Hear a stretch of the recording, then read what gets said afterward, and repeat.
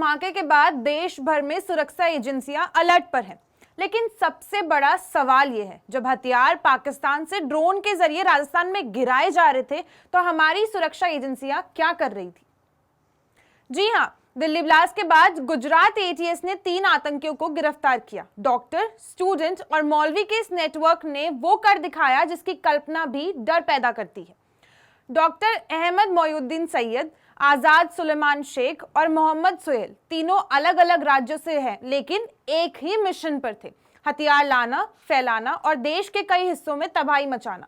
पूछताछ में खुलासा हुआ, हथियार पाकिस्तान से आए, ड्रोन से गिराए गए हनुमानगढ़, राजस्थान में, और वहीं से इन आतंकियों ने उन्हें उठाया था और निकल पड़े गुजरात की ओर, देश के दिल में हमला करने। तो क्या राजस्थान की सुरक्षा में सेंध लग चुकी है? क्या एटीएस और इंटेलिजेंस को इस ड्रोन मूवमेंट की भनक तक नहीं लगी? कहां है वो बॉर्डर विजिलेंस जिसके लाखों करोड़ों के प्रोजेक्ट दिखाए जाते हैं और अब वही हथियार देश के अंदर से देश के खिलाफ इस्तेमाल करने की प्लानिंग में शामिल थे? राजस्थान एटीएस अब गुजरात पहुंच चुकी है। वो ये पता लगाने की कोशिश में है कि हथियार किस रास्ते से आए, कौन से स्थानीय हाथ इस नेटवर्क में जुड़े थे और क्या राज्य में कोई स्लीपर सेल पहले से सक्रिय है। आप सोचिए, राजस्थान जहां की सरहद पाकिस्तान से सटी है, वहीं के खेतों में अब ड्रोन गिरा रहे हैं हथियार। पहले नशा और अब हथियार। अब हमारी एजेंसियों को और भनक तक नहीं लगती है। क्या सरकार सो रही है? क्या है हमारी सुरक्षा व्यवस्था की सबसे बड़ी विफलता नहीं है?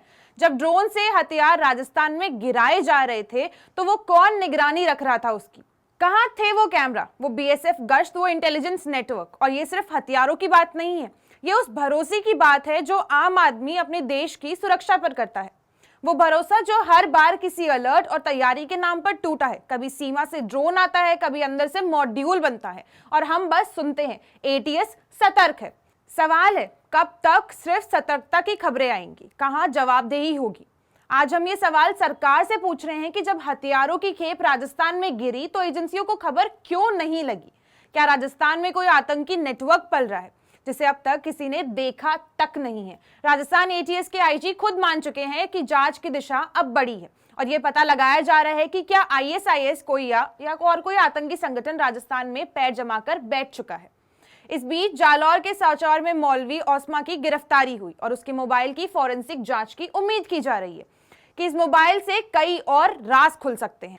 राजस्थान में कौन कौन से संपर्क सक्रिय हैं और पाकिस्तान से इसके नेटवर्क कितने गहरे हैं? दिल्ली से लेकर गुजरात और अब राजस्थान तक एक ऐसी कड़ी बन रही है जो सवाल पूछती है, क्या हम तैयार हैं? क्या हमारे सिस्टम में वो शक्ति है जो ऐसे नेटवर्क्स को जड़ से काट सके? आज ये खबर सिर्फ आतंकियों की नहीं, ये खबर उस लापरवाही की है जो हमें हर बार इंटेलिजेंस फेलियर कहकर भुला जाते हैं। और याद रखिए, जब हथियार राजस्थान में गुजरते हैं तो निशाना सिर्फ दिल्ली नहीं होता है, निशाना हर हिंदुस्तान पर होता है, हर गांव पर होता है, हर शहर पर होता है। हम सवाल पूछेंगे क्योंकि ये सवाल देश की सुरक्षा का है। मैं पायल चौधरी और आप देख रहे हैं पंजाब केसरी राजस्थान।